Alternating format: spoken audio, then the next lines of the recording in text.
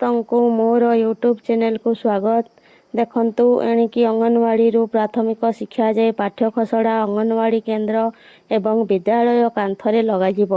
ଶିକ୍ଷକ ତଥା ଅଭିଭାବକମାନେ କେଉଁ ଶ୍ରେଣୀରେ କ'ଣ ପଢ଼ାଯିବ ସୁବିଧାରେ ଜାଣିପାରିବେ।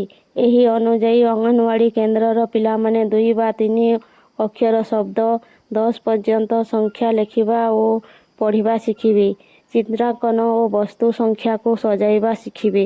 ପ୍ରଥମ ଶ୍ରେଣୀର ଛାତ୍ରଛାତ୍ରୀମାନେ ମାତ୍ରାଯୁକ୍ତ ଶବ୍ଦ ଓ ସରଳ ଯୋଗ ବିଯୋଗ ଶିଖିବେ। ଦ୍ୱିତୀୟ ଶ୍ରେଣୀରେ ସରଳ ବାକ୍ୟ ଓ 2 ଅଙ୍କ ବିଶିଷ୍ଟ ସଂଖ୍ୟାର ଯୋଗ ବିଯୋଗ ଶିଖିବେ। ତୃତୀୟ ଶ୍ରେଣୀରେ 3 ଅଙ୍କ ବିଶିଷ୍ଟ ସଂଖ୍ୟାର ଯୋଗ ବିଯୋଗ ଅନୁଚ୍ଛେଦ ଓ ଗଳ୍ପ ଲେଖନ ଆଦି ଶିଖିବେ। ଏହି ପାଠ୍ୟକ୍ରମକୁ SCERT ପ୍ରସ୍ତୁତ କରିଛି ଏବଂ ବିଦ୍ୟାଳୟ ଓ ଗଣଶିକ୍ଷା ବିଭାଗ ଏହାକୁ କାର୍ଯ୍ୟକାରୀ କରିଛି। ଏହା ଉଭୟ ଅଙ୍ଗନବାଡ଼ି ଏବଂ ବିଦ୍ୟାଳୟ ପାଇଁ ଜରୁରୀ ଅଟେ।